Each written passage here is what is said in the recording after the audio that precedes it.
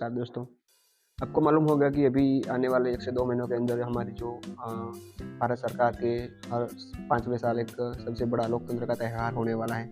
वो त्योहार अब 1 से 2 महीने में आने वाला है, जिसकी तारीख अभी डिक्लेयर नहीं की है जो इलेक्शन कमीशन ने, लेकिन उसके अलावा भी काफ़ी जो हम बातचीत हो रही है उसके मुताबिक आने वाले 1 से 2 महीने के अंदर ये जो इलेक्शन होने वाला है।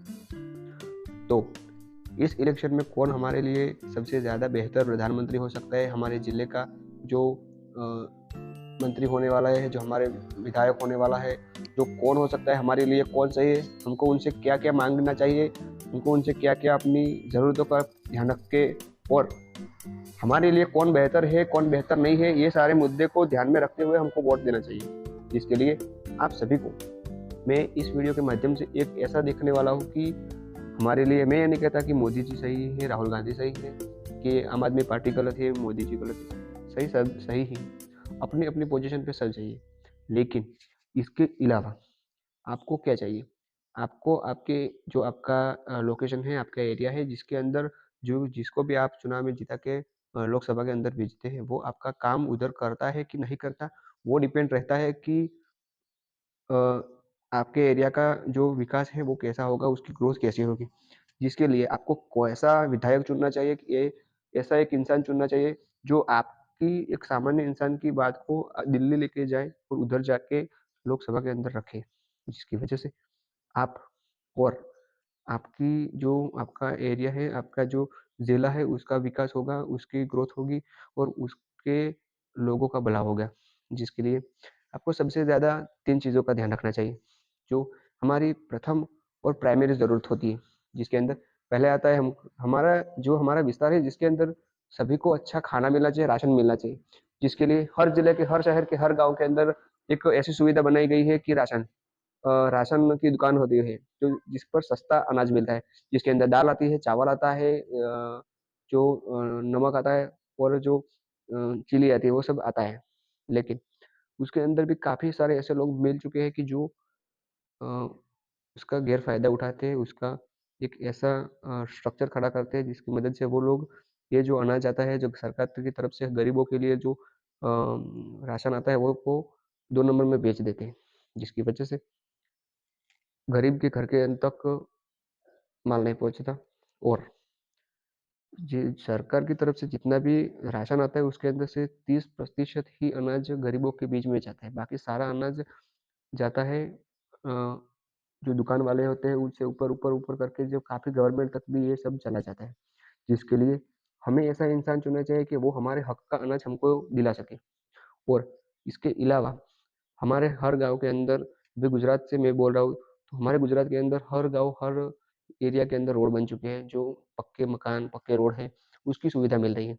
जिसके लिए हमको ऐसा इंसान चाहिए कि जो हमारी बात को हम जिसको हमको पूरे का पूरे एरिया के अंदर रोड दिला सके। और सबसे अहम बात है शिक्षा। अगर दिल्ली के लोग फ्री के अंदर शिक्षा दे सकते हैं, आम आदमी पार्टी दे सकती है, तो कांग्रेस भी दे सकती है, भारतीय जनता पार्टी भी दे सकती है। जिसके लिए आपको और हमें एक ऐसे पार्टी को चुनना है जो हमको शिक्षा में भी फ्री दे, हमको जो महँगाई है वो कम करे। उसके अलावा काफ़ी सारे ऐसे मुद्दे हैं जिसको हमको सरकार के हमारे जो मुद्दे को सरकार के पास रखे और उसके बदौलत हमें फ़ायदा हो, कुछ ना कुछ हमको भी फ़ायदा होना चाहिए। तो आपको ऐसा इंसान चुना है जो हमारी बात को गवर्नमेंट तक लेके जाए। शिक्षा के अंदर बात करते हैं हम, तो काफ़ी जो हमारे भारत देश के काफ़ी ऐसे इलाके हैं जिसके अंदर लोगों को शिक्षा तक नहीं मिल रही। बच्चों को पढ़ने के लिए 5 से 7-10 किलोमीटर पैदल चल के जाना पड़ता है, जिधर कोई ट्रांसपोर्ट, कोई व्हीकल की सुविधा नहीं होती, फिर भी लोगों को पढ़ने के लिए 5-7 किलोमीटर पैदल चल के जाना पड़ता है। और उधर भी सिर्फ प्राइमरी स्कूल मिलती है, उच्चतर माध्यमिक की स्कूल जो 9-10 और 11-12 की कक्षा की पढ़ाई जो नहीं मिलती। जिसकी वजह से काफ़ी लड़कियाँ हैं, काफ़ी जो बच्चे गरीब घर के बच्चे हैं, वो पढ़ना छोड़ देते हैं। जिसके लिए आप सभी को एक ऐसी पार्टी को चुनो जो हमको शिक्षा भी अच्छी दे, हर गाँव में स्कूल बने, हर गाँव में हर घर तक पानी पहुँचाए, सभी। हमारी मोदी सरकार ने कोई काम नहीं किया है, वैसा हम नहीं बोल रहे, मोदी सरकार ने बहुत ही काम किया है। वो लोग उन लोगों ने 10 साल के अंदर 30% घरों तक पर्सनल पानी का व्यवस्था भी की है, ज़्यादातर रोड बनाए हैं, ज़्यादातर शिक्षा के लिए बेहतर काम किया है और इसके अलावा हर गरीब और मिडल क्लास लोग हैं, क्योंकि ये जो पॉलिटिकल है उससे फ़ायदा सिर्फ मिडिल क्लास लोगों को और गरीबों को ही ध्यान में रखना चाहिए, क्योंकि जो औद्योगिक लोग हैं, जो पैसे वाले अमीर लोग हैं, उनको कोई फ़र्क नहीं पड़ता कौन सी पार्टी आए, कौन सी पार्टी जाए, क्योंकि उन लोगों का तो पहले से ही फिक्स है कि ये पार्टी आएगी, ये पार्टी जाएगी, उनको कोई दिक्कत नहीं, हमारा काम होना चाहिए, उसके अलावा उनसे वो उसका कोई मतलब है ही नहीं। लेकिन आपको और हमें एक ऐसी पार्टी चुननी चाहिए जो हम गरीब मिडिल क्लास लोगों को, हमारा भी एक अपना पार्टी हो, अपना एक स्ट्रक्चर खड़ा होता है। इसके लिए आपको एक ऐसी पार्टी चुननी चाहिए जिसकी वजह से अ, हमारी महँगाई भी कम कर सके और हम गरीब मिडिल क्लास लोगों की आय दुगनी कर सकें। पहले भी मोदी जी ने बोला था, कांग्रेस ने बोला था, भारतीय जनता पार्टी ने बोला था कि हम आएँगे, खेडूतों की आय दुगनी करेंगे, इसकी आय दुगनी करेंगे, लेकिन किसी ने कुछ नहीं किया। उल्टा महँगाई बढ़ती गई, पहले पेट्रोल ₹50 लीटर मिल रहा था, अभी ₹100 मिल रहा है, लेकिन आए अभी कुछ नहीं। गैस सिलेंडर अभी काफ़ी सारे एरिया के अंदर गैस सिलेंडर फ्री में करने की बात चाहिए। तो मैं ये बोल रहा हूँ कि अगर कुछ इलाकों के अंदर गैस का सिलेंडर ₹400 मिल रहा है, तो हमारे गुजरात जैसे इलाके के अंदर जो एकदम डेवलपमेंट एरिया है, उसके अंदर ये सिलेंडर क्यों ₹1000 मिल रहा है? ये भी एक सोचने की बात है। तो आप ऐसा एक सरकार बनाओ जो कि आपको और हमें दोनों को साथ में लेके चले। जो हर एक भारत का हर राज्य, हर हिंदुस्तानी भाई-बहन है, तो हर भारत के राज्य को एक साथ लेके चले, जिसकी वजह से हर किसी का एक समान विकास होता है। भई ऐसा नहीं करना चाहिए कि मुंबई का विकास ज़्यादा करना चाहिए, अहमदाबाद का विकास ज़्यादा करना चाहिए, दिल्ली का विकास ज़्यादा सभी का एक समान विकास करना चाहिए, सभी स्टेट को एक साथ लेके चलेंगे, तो ही हमारे देश का पूरा विकास होगा। सभी में दाम समान होने चाहिए, सभी में सब खेडूतों को भी, किसानों को भी आय दुगनी चाहिए। किसानों को अगर हमारी गवर्नमेंट अच्छी होगी तो किसानों को कोई ज़रूरत नहीं है कि दिल्ली में जाके उनको धरना करनी चाहिए। वो दिल्ली में जाके अनशन पे बैठते हैं, जिसकी वजह से हमारे देश का करोड़ों का नुकसान होता है।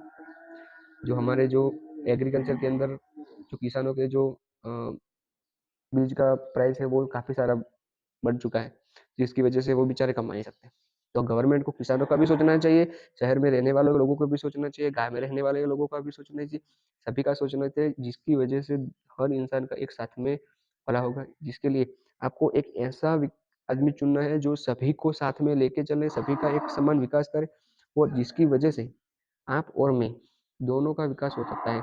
जिसके लिए जब भी आपके इलाके के अंदर कोई भी मेंबर पार्टी मेंबर का नाम डिक्लेयर करती है और जो मेंबर आपके पास वोट माँगने के लिए आता है, तो पहले उनसे ये बात कीजिए कि आप हमारे लिए क्या करेंगे? हमारे को बिजली, पानी, शिक्षा, रोटी ये सब का इंतज़ाम आप कर सकते हैं, जो कम प्राइस के अंदर, जिसकी वजह से हमको कोई नुकसान नहीं होना चाहिए।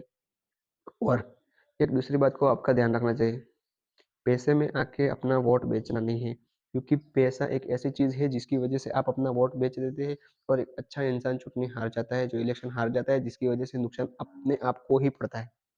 तो एक ऐसा ध्यान रखें कि जो जब भी इलेक्शन के अंदर वोट दे, तो एक ऐसे इंसान को दे कि जो हमको और हमारे पूरे देश को, पूरे गुजरात को साथ में लेके चल सके, जिसकी वजह से हमको कोई दिक्कत ना हो, जिसकी वजह से हमको काफ़ी सारा प्रॉफ़िट, काफ़ी सारा प्रॉफ़िटेबल हमारे लिए हो और हमारे लिए अच्छा, बेहतर इंसान हमारे अंदर से ही एक बन के दिल्ली जाएगा, तो ही हमारे देश का भला होगा।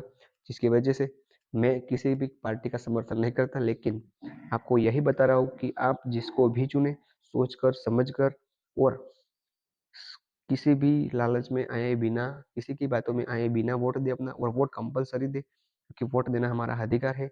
इसलिए जिसको भी चुनें, सोच समझ कर चुनें। जय हिंद, जय भारत।